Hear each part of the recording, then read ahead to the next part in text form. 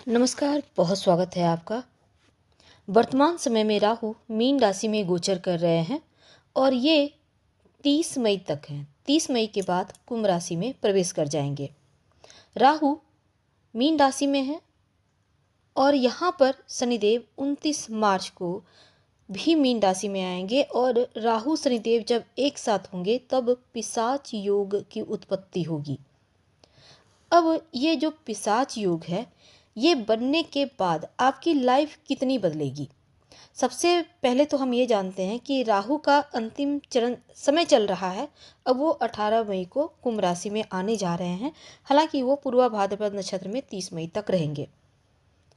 तो सबसे पहली बात, मीन राशि में है, यानी जो 12वीं राशि है, यहीं पर बैठे हैं राहु और शनिदेव 29 मार्च को आएंगे। अब ये भाव है मोक्ष का, धर्म का। मनुष्य के जीवन में सात्विक स्थान भी यहीं पे है, इन्हीं से देखा जाता है। दार्शनिक व्यवहार, आपका व्यक्तित्व भी ये स्थान दिखाता है। अगर आप स्वार्थवश कुछ गलतियां कर लेते हैं तब उस अशुभ प्रभाव को कम बृहस्पति ही करता है। अब देखिए, राहु पूर्वा भाद्रपद नक्षत्र यानी बृहस्पति के नक्षत्र में प्रवेश 16 मार्च को किए हैं और यहाँ पर वो 30 मई तक रहेंगे।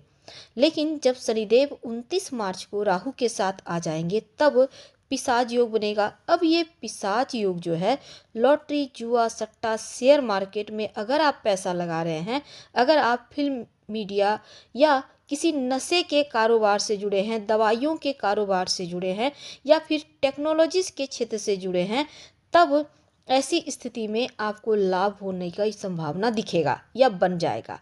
राहु स्वयं की इच्छाओं को तो बढ़ाता है और इच्छा को भड़काता भी है, आपको उन चीज़ों को प्राप्त करने की तरफ ले जाता है।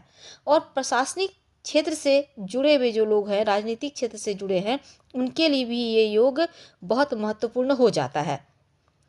तो इसमें सबसे बड़ी बात होगी कि राहु का जो अशुभ प्रभाव है वो कम होगा, क्योंकि वो देवगुरु बृहस्पति के नक्षत्र में आ गए हैं और राहु खुद देवगुरु बृहस्पति की राशि में भी बैठे हैं।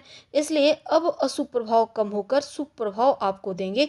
दुखों की मुक्ति का ये वक्त कह सकते हैं। इसलिए पिशाच योग बन के भी ये योग भंग होता नजर आएगा, यानी उनका नकारात्मक प्रभाव थोड़ा कम पड़ेगा। तो तुला राशि वालों, शनिदेव राहु का पिशाच योग आपकी लाइफ में 50-50 अच्छा और बुरा प्रभाव डालेगा।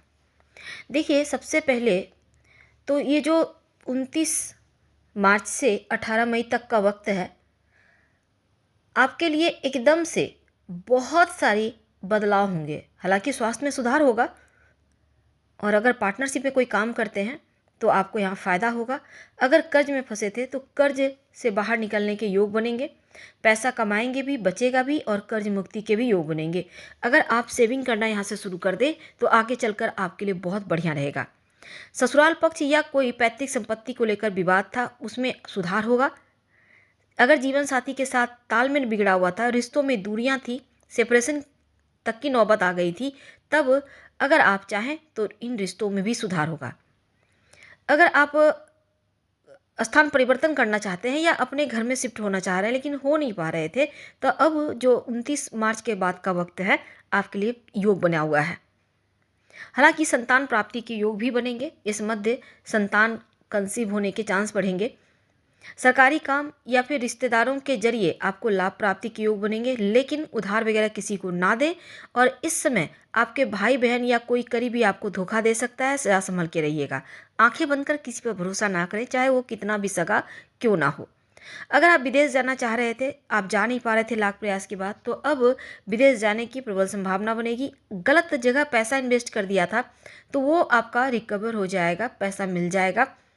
थोड़ा सा पेट और यूरिन की समस्या परेशान कर सकती है, अपना ख्याल रखें।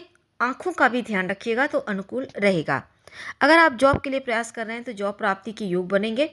पिता से भी लाभ होने के योग बनेंगे। अगर आपको शेयर मार्केट, लॉटरी, जुआ, सट्टा में नुकसान हो गया है तो एक बार फिर से यहाँ पर सफलता या फिर धन प्राप्ति के योग हैं। शिव जी की आराधना